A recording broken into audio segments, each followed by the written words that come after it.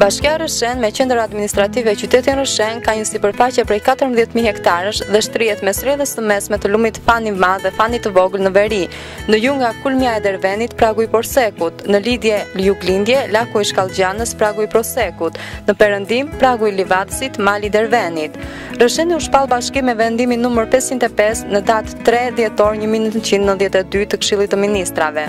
Historia e bashkisë Rëshen formohet hap pas hapi me hapjen e shkollës së parë shqipe në vitin 1906 në Kodër Rëshen, të shkollës së parë 7 vjeçare në Rëshen në vitin 1947, të konvitit të kësaj shkolle në vitin 1952, të shkollës së parë të mesme në vitin 1960, të Pallatit të Kulturës, të kinemasë së qytetit, të Spitalit të qytetit, të Muzeut Historik të Rrethit të Mirditës, të Stadiumit të futbollit, të Pallatit të Sportit Ariana Arapi, Katedrale e Rëshenit, Qendra Profesionale e Shën Juzef Puntori e të tjerë.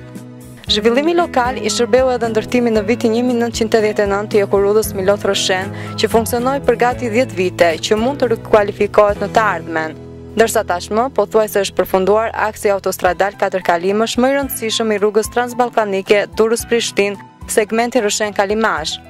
Bashkia e Rëshenit banohet aktualisht nga 14.262 banor dhe ka në krye të saj zotin Gjotë Dedaj. Synimi dhe qëllimi kryesor i kësaj bashkie me në krye zotin Dedaj është puna e vazhdueshme për të përmbushur vizionin e saj me hapa të sigurt drejt të ardhmes dhe të kontribuojë për ndërtimin e një vendi ku çdo qytetar të ndihet pjesë të tërës. Pozicioni gjeografik i qytetit të Rëshenit kushtozon lidhjen toksore me rrugë nacionale si me kryeqytetin ashtu edhe me qytetet fqinj.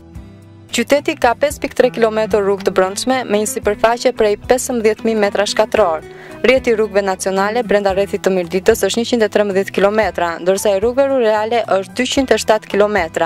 Rrethi i Mirditës dhe qyteti i Rëshenit janë pika nyje nëpër të cilat kalon autostrada Durrës-Prishtinë, e cila do të jap hovë zhvillimit ekonomik të zonës. Bashkia e Rëshenit është shitur prej disa vitesh me rrjetin hekurudhor nacional. Ky rrjet ka një gjatësi prej 22 kilometrash dhe kalon përmes bashkisë. Në drejtimin e zotit Deda janë marrë masa për realizimin e një sër punimesh të ndryshme në infrastrukturë, ndriçimin e qytetit, shkolla, por edhe duke i dhënë një prioritet të veçantë turizmit të kësaj bashkie. Punimet dhe investimet të bëra kanë qenë edhe fokusi i kamerës sonë. Për të gjitha këto, zoti Dedaj ka dhënë një intervistë të detajuar dhe të posaçme për televizionin.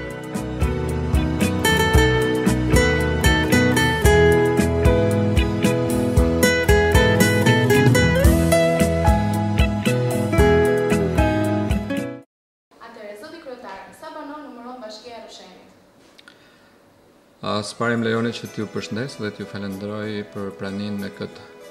bashki brenda gjithë filozofisë komunikimeve tona me medien.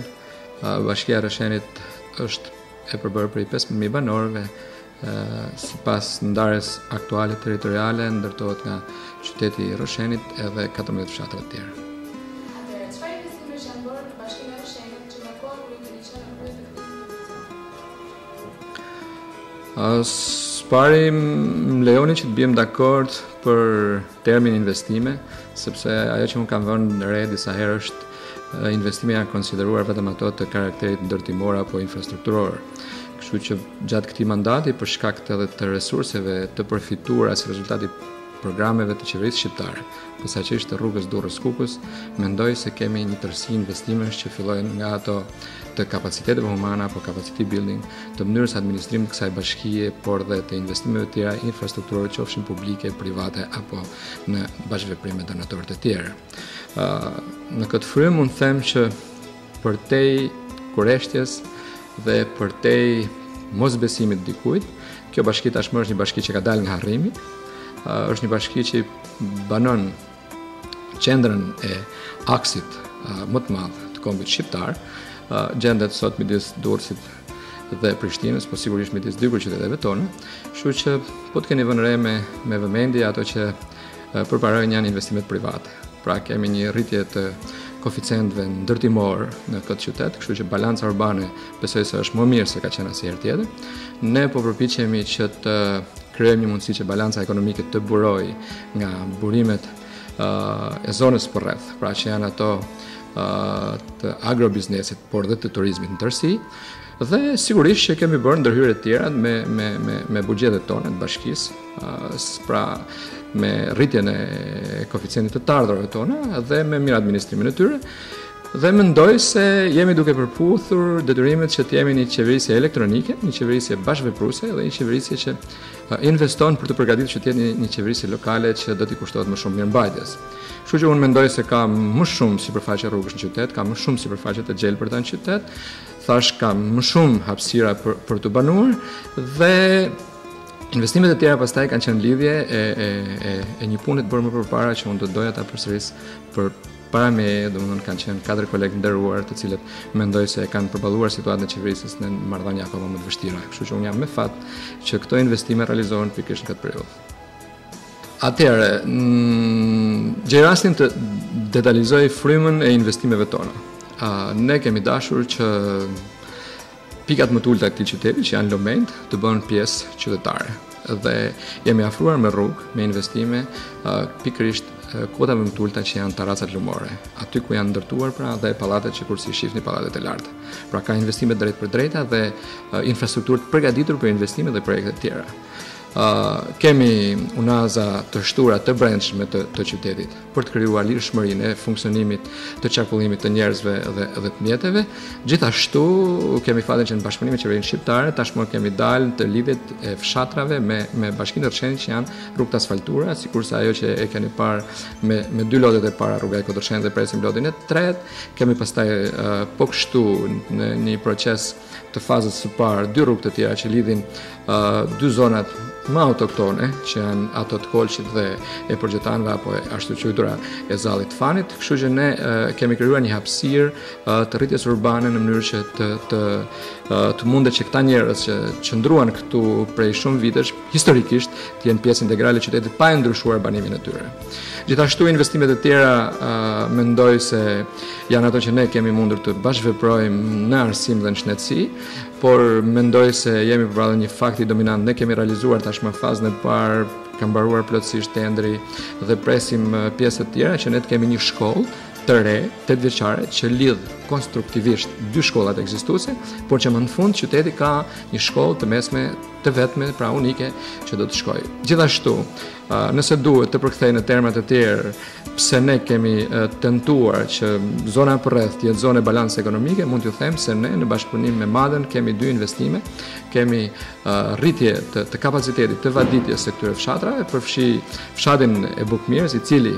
mendoj se ka një sistem pompimi me ngritje mekanike që koeficientet e tashëm ndoshta ekonomik nuk do ta favorizonin, por koeficient social dhe fakti që ata kishin ruajtur një vresht që është pjesë integrale e zhvillimeve turistike dhe agroturistike, ata kanë pra tashmë fatin që do të jenë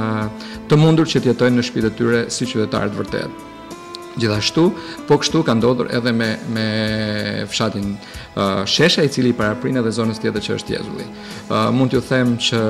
mendoj se këto 2 investime i kanë hapur rrugën që po në sistemin e vaditjes qyteti i Rrshenit do të jetë pjesë e një bashkëveprimi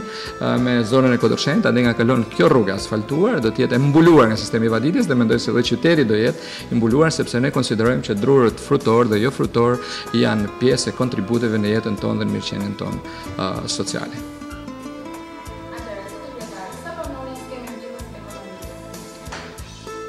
Ndoshta kjo është një pikë që tregon sa shumë kemi për të bërë në rrafshin e rritjes kapacitetit tonë të shërbimin social. Aktualisht Bashkia e Rrshenit operon me 771 familje që përfitojnë ndihmë ekonomike, diku ke 3320 banor, afërsisht i bie 1/5 e banorëve të kësaj bashkie, por mendoj se në raport me vitin e mëparshëm ne kemi tentuar ta ulim këtë numër. Kjo ulje numri ka ardhur si rezultat i shtimit të këtyre kapaciteteve që unë fola, por dhe i rritjes së shkallës së legalitetit të aktiviteteve tona private dhe sigurisht edhe të përpjekjes që të mund të mos kemi rrjedhje të buxhetit në këtë drejtim. Megjithëse numri është i madh dhe tërësia e shërbimeve tona nuk është akoma në nivelin e duhur, unë mendoj se të gjithë kemi kuptuar mirë se duke mbajtur nën kontroll, por dhe sa më të shëndosh këtë kategori, ne do t'i shërbejmë qytetarisë tonë dhe mirëqenies tonë si komunitet.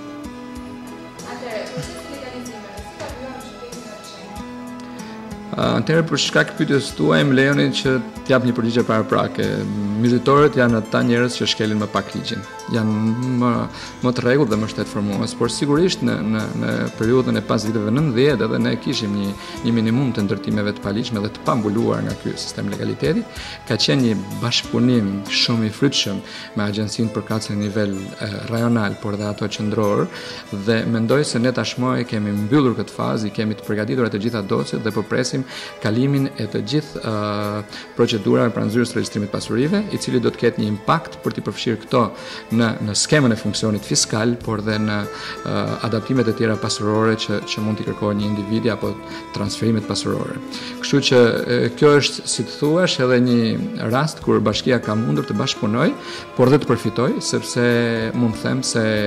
elementet teknologjik që është përdorur nga Agjencia e Legalizimit kanë qenë një favor edhe për ne dhe për ato projekte që ne i kemi së ardhshmi. Pra, ne kemi patur rastin që të përballemi dhe të bashkëpunojmë kapacitetet tona për të mbuluar pikërisht të gjithë territorin. Dhe kjo frym besoj se do të shkojë në vazhdim edhe kur këtë do ta bëjnë agjencitë zbatimit ligjit, domethënë edhe aktorë të brendshëm të komunitetit dhe të bashkisë.